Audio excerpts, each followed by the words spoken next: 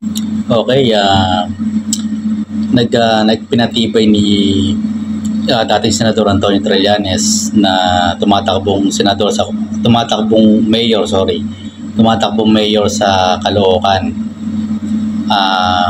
Pinagtibay niya yung affidavit ng sa drug smuggling nitong si Pulong Duterte o Paulo Duterte, saka sa asawa ni Vice President Sara Duterte na si Attorney Mans Carpio.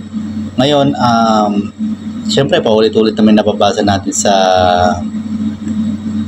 social media sa mga comment na kaya nag-iingay lang daw, obsessed na si dating Senador Antonio Trillanes at ginagamit daw niya ito'y obsessed na raw sa mga Duterte at ginagamit niya itong kasong ito para sa kanyang kandidatura sa pagka-alkalde sa Caloocan City. Sa akin naman, kung titignan nyo si dating Senador Antonio Trillanes, talagang hindi siya katulad ng politiko na grandstanding lang, pagka natabunan ng issue, wala na. Hindi na siya nagtutuloy ng kaso, nag-ingay lang. Pero itong si dating Senador Antonio Trillanes, talaga nakita nyo kahit kumakandidato siyang mayor sa Caloocan City, talagang tinutuloy niya yung mga kaso, hindi siya nagpapabaya sa kasong sinasampa niya. Kahit yung panahon ni dating Pangulong Gloria Macapagal-Arroyo, talagang tinuloy niya adhikain kontra korupsyon. Nanghihinayang nga sa taong to, hindi siya tumakbong senador.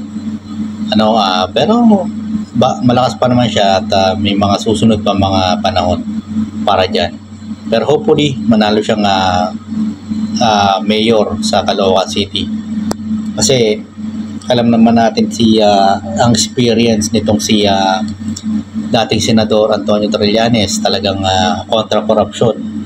Malay mo, magaya niya yung katulad kay Vico Soto, Mayor Vico Soto ng Pasig ata yan, Pasig City, na talagang gusto niya malinis ang lokal na pamamahala sa kanya nasasakupan. Ganon din itong si dating Senador Antonio Trillanes versus Paulo Duterte. Talagang hindi niya tinitigilan itong mga to. Talagang dedicated siya sa kaso laban sa mga Duterte. Dati sinampay niya yung si Pangulong Rodrigo Duterte, saka si Senador Bongo sa frigate deal na Mount Numalia. Kaya talaga ng mga para sa akin, alam ko na dedicated sa kaso.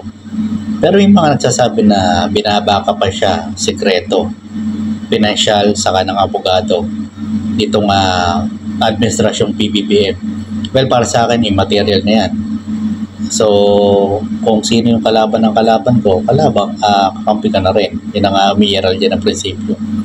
Kasi kung mapapadali naman talaga, mahirap kalaban ng mga Duterte kung Senador Antonio Trillanes, nakita nyo naman ang nangyari kay Senadora Laila de Lima, ba mo kontra kung ano ng mga kaso, kung anong gawang kaso ang naglabasan na ikinaso sa kanya. Sa bandang uli, na-acquit si dating Senadora Laila de Lima. Ngayon itong si Senador Antonio Trillanes, talagang busy pa rin, hindi lang sa pangangampanya. Talagang dedicated siya para sa bayan. Yung impeachment case, Bibi Sara Duterte, isang grupo niya sa nagsampa doon, alam ko, Magdalo. Saka dito sa nagkaso kay dating Pangulong Rodrigo Duterte sa kay Senator Bongo sa frigate deal ng Navy. May corruption daw doon, allegedly, sabi ni dating Senador Antonio Trillanes, ayon sa kanyang source, ayon sa kanyang intel. Ngayon, background doon si Senador Antonio Trillanes, dating senador, professor na rin to nagtuturo din sa university. Ito yung intelligence officer ng Navy. So hindi siya basta-basta. Talagang makita mo, talagang hindi niya tinitigilan yung mga alam niyang basta't may nalaman siyang korupsyon, hindi niya tinitigilan po yan. At tinutuloy niya yung kaso kahit election day, kahit patapos na niya kanyang termino. Nakita nyo yung kalakasan ng dating Pangulong Rodrigo Duterte sa kanyang administrasyon talaga nahirapan din po ang Magdalo. Lalo na si dati Senador Antonio Trillanes, pero kinaya nila, nag-survive sila. At eto, patuloy pa rin niya hinahabol at ang sa paniniwala niya dapat ay managot sa korupsyon. So, tingnan natin yung mangyayari at mahaba pa kasi ang kasong yan. So, nandiyan pa yung ICC, International Warrant, at kung ano pa. At natutuwa ako dahil hindi siya katulad ng ibang politiko sa akin sa sariling opinion na talagang show off lang. Talagang seryoso at totoo sa kanyang ginagawa.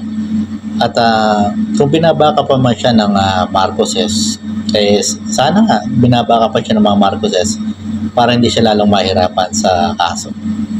So hanggang dito lang po muna yung vlog at maraming salamat po ulit.